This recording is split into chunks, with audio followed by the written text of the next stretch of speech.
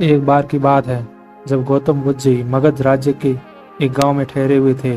गांव से थोड़ा बाहर एक मोची अपने परिवार के साथ रहता था। उस मोची के घर के पास एक तालाब था। एक दिन रोज की तरह सुबह मोची तालाब किनारे पानी लेने गया। वहां उसने तालाब में एक बहुत ही अद्भुत पुष्प देखा। वह पुष्प देखने में बहुत ही सुंदर था और चमत्कारिक भी प्रतीत हो रहा था। मोची ने तुरंत ही अपनी पत्नी को बुलाया और वह पुष्प उसे दिखाया। मोची की पत्नी आध्यात्मिक और धर्म में आस्था रखने वाली थी। वह पुष्प देखते ही समझ गई कि जरूर कल से यहाँ गौतम बुद्ध जी गुजरे होंगे। उन्हीं के प्रताप से यह पुष्प खिला है। पुष्प को चमत्कारिक मानकर मोची ने एक योजना बनाई। उसने अपनी योजना के बारे में पत्नी को बताया कि वह इस पुष्प को राजा को देगा और उनसे खूब सारी स्वर्ण मुद्राएं लेगा। उसकी पत्नी ने भी सोचा कि यह पुष्प उनके किसी काम का नहीं है, इसे राजा को ही दे दो, कम से कम कुछ कमाई तो होगी।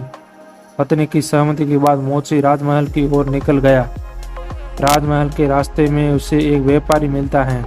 मोची के साथ में पुष्प देखकर वह रुक जाता है और मोची से पूछता है कि भाई, ये पुष्प लेकर कहाँ जा रहे हो? मोची कहता है कि मैं ये पुष्प लेकर राजा के पास जा रहा हूँ। इसे राजा को भेंट करके मैं राजा से मुंह मांगा इनाम लूंगा। व्यापारी ने मोची को प्रस्ताव दिया कि तुम ये पुष्प मुझे दे दो, बदले में मैं तुम्हें 100 मुद्राएं दूंगा।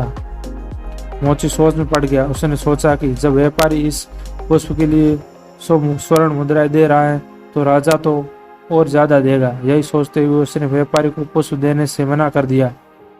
थोड़ा आगे चला ही था कि उसे रास्ते में राजा आते हुए नजर आए, जो गौतम बुद्ध के दर्शन के लिए जा रहे थे।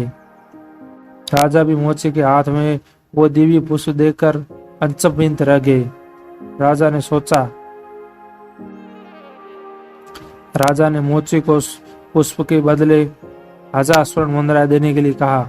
यह सुनते ही मोची के मन में एक अजीब सी चेतना आई और वह राजा को पुष्प न देकर दौड़ता हुआ सीधे महात्मा बुद्ध के पास जा पहुंचा। महात्मा बुद्ध जी मोची को देखकर हैरत में पड़ गए। उन्होंने मोची से पूछा तो मोची ने उन्हें सारी बात बताई। इसके बाद मोची ने वह पुष्प महात्मा बुद्ध के चरणों में अर्पित किया और उनसे कहा कि पहले तो मेरे मन में पुष्प को देखकर लालच आ गया था, लेकिन अब मैं समझ गया हूँ कि जिसकी छाया पड़ने से ही एक पुष्प इतना दिव्य हो गया हो, अगर उसकी शरण में मैं चला जाऊं तो मेरा जीवन भी धन्य हो जाएगा। इसके बाद वह आजीवन महात्मा गौतम बुद्ध का शिष्य बनकर रहा। कहानी से सीख। इस कहानी ने हमें ये सिखाया कि हमारे जीवन में हमें बहुत से चीजें अपनी तरफ आकर्षित करती हैं, लेकिन हमें उनके लालच में न फंसकर अपने ज्ञान का प्रयोग करके जीवन में सही राह को चुनना चाहिए।